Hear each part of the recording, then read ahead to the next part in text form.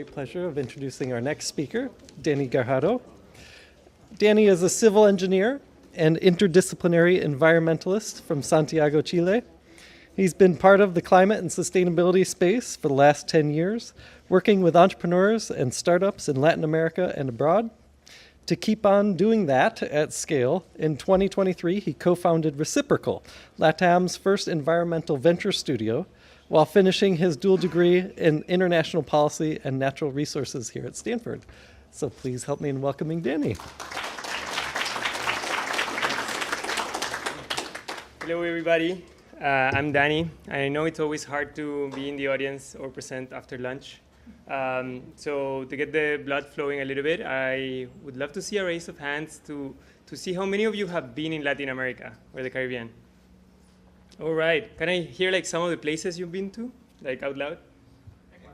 Ecuador, Argentina, Colombia, Guatemala. Okay, nice. Nobody to Chile? Oh, there you go. I would love to take you on a little imaginary trip there to places like Lima, Santiago, Mexico City, Sao Paulo.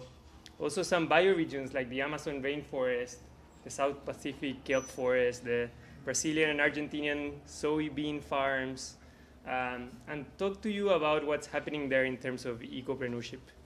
But before I get started, I really thought that I was thinking that the name of this presentation could have been Never Say Never, because I seriously didn't think I was going to be doing something like this when I came to Stanford 4 years ago. I was coming from Santiago after a couple of years working in a climate tech startup. So you can imagine the burnout. We were upselling our current customers, going to new countries. It was crazy, it was hectic, but that's how it's supposed to be.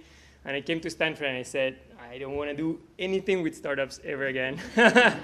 I want to think like a social scientist. I went to this policy degree because I thought climate was a very international problem, so I wanted to understand what the UN had to do about it. But three things happened. First, it's Stanford, so extremely entrepreneurial.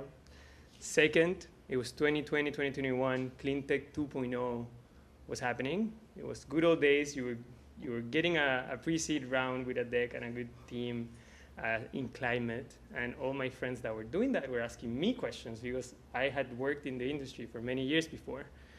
And the third thing that happened was that the Doerr School was announced. I was actually hosting a panel with John Doerr. I invited him to speak out his book. And a week before the panel, the New York Times announced the new school. So I was like, oh, there goes my event. It all became about the new school. It all became about what Stanford was going to do about it. But I got to get his signature on the book that I hold very close to my heart now. And I couldn't look back. I think like everything was happening. It was so dynamic. It was so interesting. But it wasn't necessarily happening in LATAM. So that's why I said, okay, never say never. Let's go back at the startup world and see what can I do to make that happen in the places that I come from. And then the second title I thought about was Triple E, because I am an emerging manager in an emerging market with an emerging model, which are venture studios. And I would like to keep this very short and then maybe crowdsource some collective wisdom on how to solve the challenges that we're facing. To get started, just sometimes I feel like I shouldn't even do this, but I think it's good for context to speak out why Latin America and the Caribbean are important for climate. I think it's an incredible market opportunity, but it's also extremely urgent. If you're following the news on critical minerals, you're going to understand that we hold 50% of the world's lithium, most of the copper. Geopolitics play a huge role here with things like minimum mineral content in the IRA, nearshoring in Mexico's manufacturing. We are emitting 20% of the global carbon credits, and that's growing. We hold 40% of the biodiversity. Half of our population, or a little bit less than that, is highly exposed to losing their means of livelihood because of climate, and we're being disproportionately affected by climate. So in terms of GDP, we suffer 10x the costs and 20x the number of extreme weather events. So wherever you look at it, it's a place that should be Ecopreneurship powerhouse. But the title there, I think it's very important and on purpose. I believe that global solutions for the climate crisis should be created from the places that are suffering the most from it. And I think learning by what's happening in places like LATAM, you can export a lot of the ideas and the solutions to places like the US, while also leapfrogging this population into more sustainable ways of living. And you don't have to believe me, other people are taking a look at that too. Matt and Garrett, two good friends that happen to be looking into LATAM as part of their investment thesis, have been pleasantly surprised about what's happening in terms of the opportunity. If you want to do deep tech, dollars go a long way in places where highly, highly talented people are a little bit cheaper than places like here. There are innovation laboratories and innovation hubs that are really, really exciting to take a look at.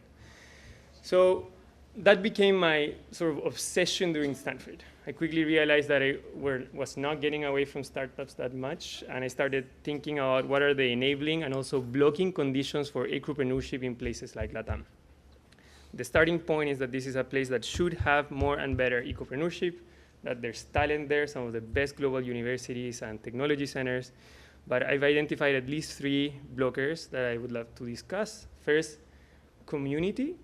Like if you see this event, like the connective tissue in entrepreneurial ecosystems that you see in places like Silicon Valley or the US is not necessarily there.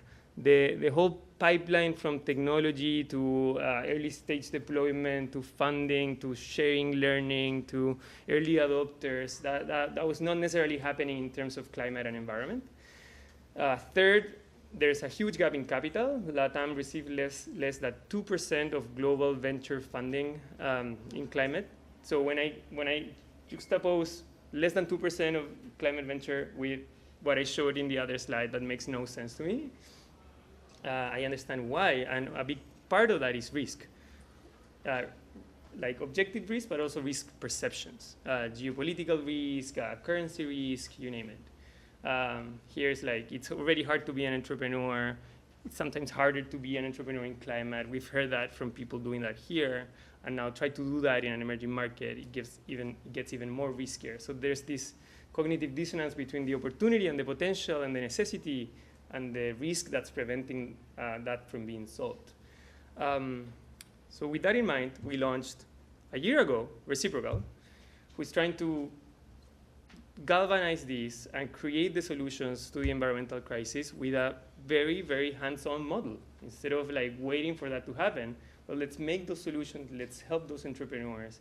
I don't know if you were here in the morning for Doug's presentation from RippleWorks, very similar to that. Like, we need to overcome those blockers, leverage those enablers, and make this region an environmental innovation powerhouse. And that's what Reciprocal is all about.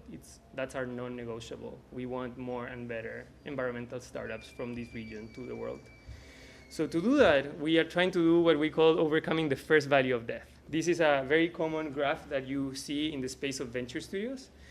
There's an ecosystem of organizations that help entrepreneurs and help startups once they have already reached validation. But getting there is really hard. That's the first value of death that nobody talks about. It's value of death number 0. It means when you and I say, oh, you know what, let's do something. Let's create a startup. Why don't we think about an idea? And then you take at it, you work really hard, and you take it to a level that somebody can invest in you. That is not necessarily happening in places like LATAM.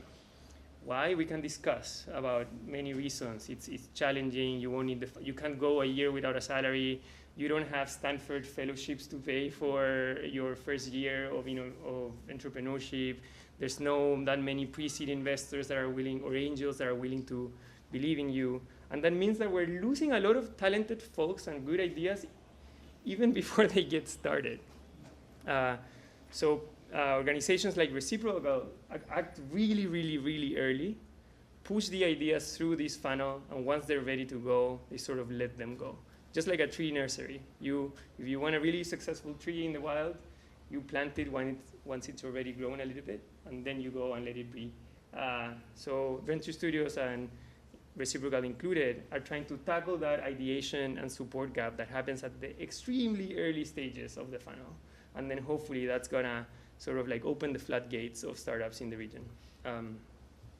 So what this translates to is to three things that we're doing as we speak. First, we're building companies.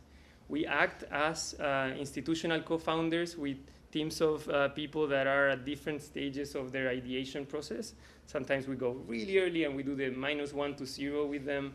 Sometimes they already have an idea and we just take them to the level that they can fundraise a little bit. We act as institutional co-founders there. Second, we are supporting that community and creating that connective tissue that I spoke about. We are activating the communities we're part of. We're filling in knowledge gaps with research. I'm bringing a delegation of Chilean climate tech startups to Stanford, to San Francisco in a couple of weeks, like everything to make that ecosystem consolidate.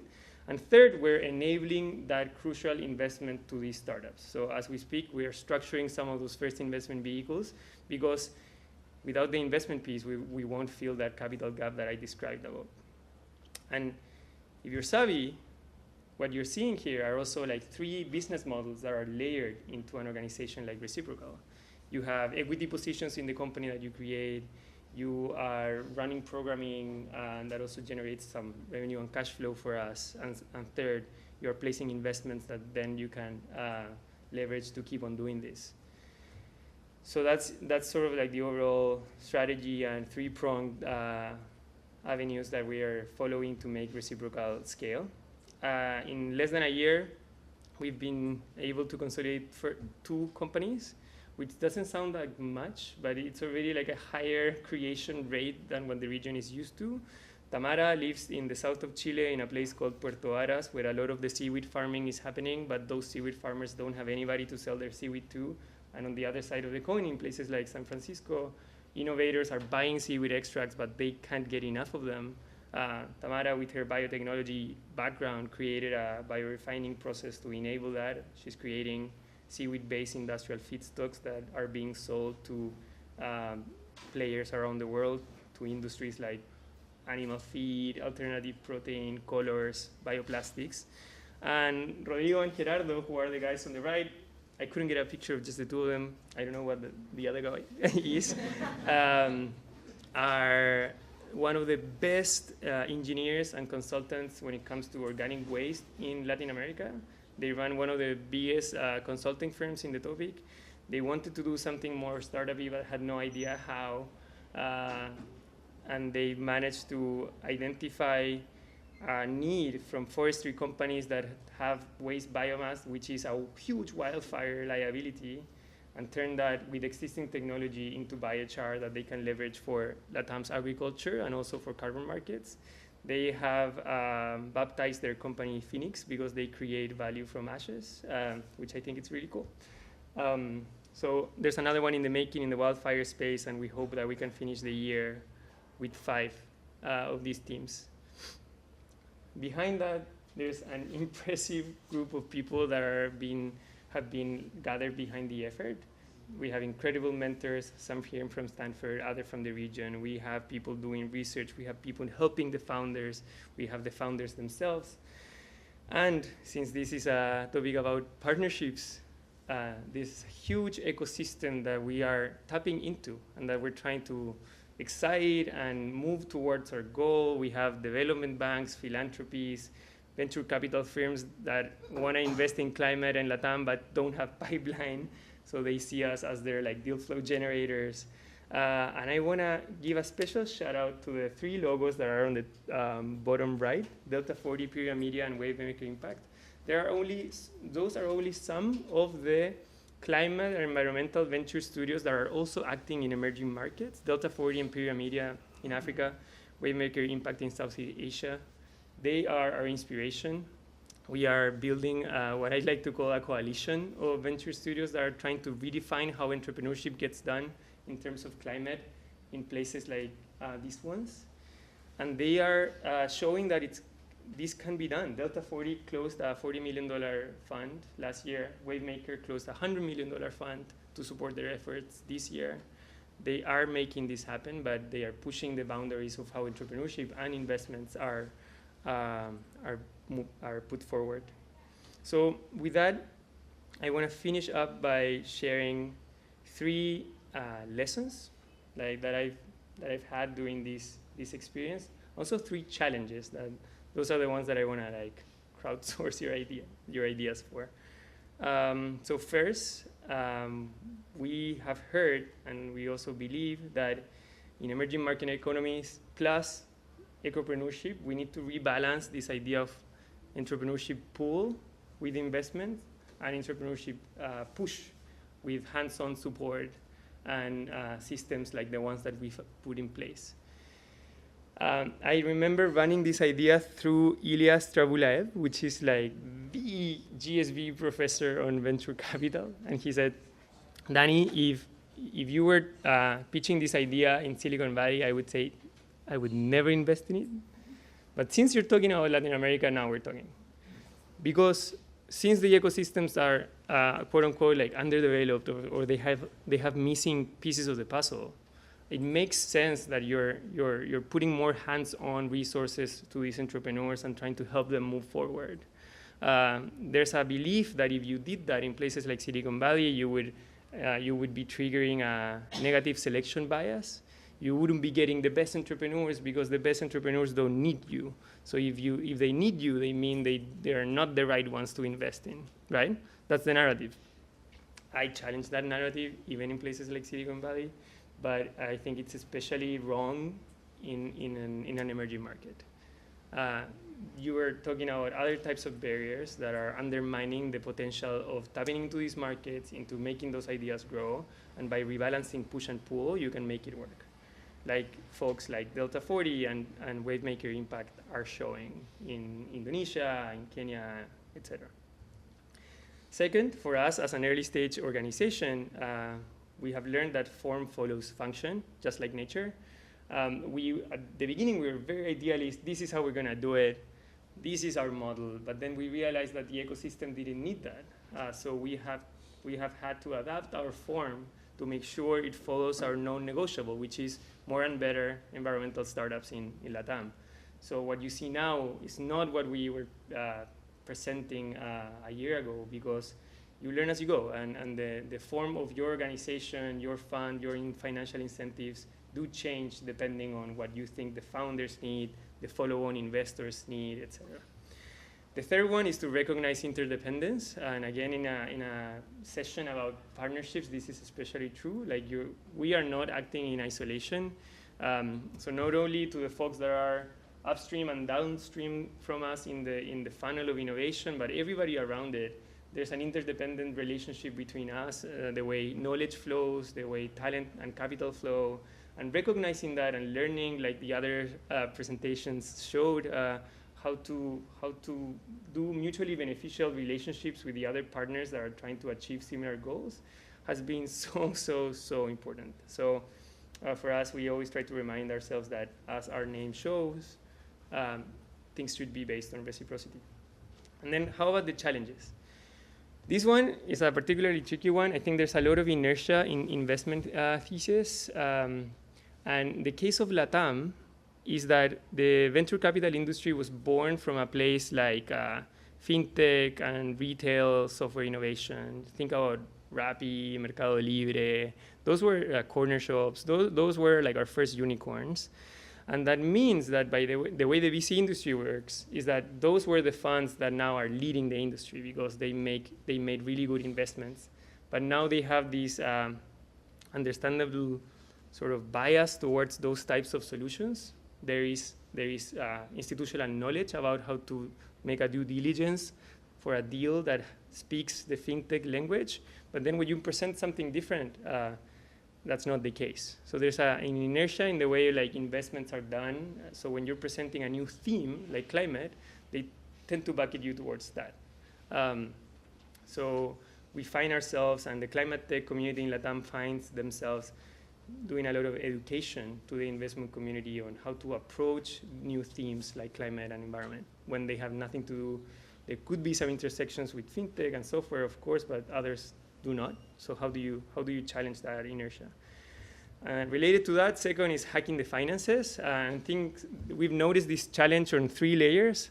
The first layer is for the startup. Like we've heard a lot about that today. Like the climate capital stack is really hard. Like it's not only about venture. You're gonna have to understand project finance, recoverable grants, etc. For our organization too, it's also super, super important. The financials of venture studios are tricky. They all run against the same problems of like paying the bills during those first years while your investments provide liquidity events. That's really challenging. You need to find a way of sustaining your financial flows. But also personally, as emerging managers, this has been super hard. The founders of Reciprocal, including me, all come from the operational side of things. We've done startups, we've created our own companies, and we think that adds a lot of value to the folks we work with. But it means that, back to my second title idea, we are emerging managers with an emerging model in an emerging market, and that's really tricky. So 2 years ago, I was reading, I don't know, like Braiding Sweetgrass and All We Can Save, and now I'm reading Secrets of Sand Hill Road and Ventures Deals and all these books about VCs and how to understand the industry and how to tap into it. Because it is tough to do those three things at the same time. So if you have any thoughts about how to hack the finances on any of those three layers for the startups, for the organization, or for the managers, I would love to hear your thoughts. And the third one is that this is really hard, but I think that's not the point. Creating a startup is hard, it's challenging. Elon Musk says it's like chewing glass. I think it's pretty right on that one. But I think it's not the point because we're not optimizing for how easy this is. We're optimizing for the business opportunity, for the impact opportunity, and for that technology transfer between the regions. But it is really hard. And I think it has been important to set the expectations straight to everybody that works with Reciprocal, mainly our founders, but also everybody on the team, that this is not for the faint of heart. So with that, I would love to invite you to reach out if you want to be a founder, if you want to help a founder, if you want to partner up, please reach out. We are very open and willing to hear your thoughts, your suggestions, or your ideas. Thanks.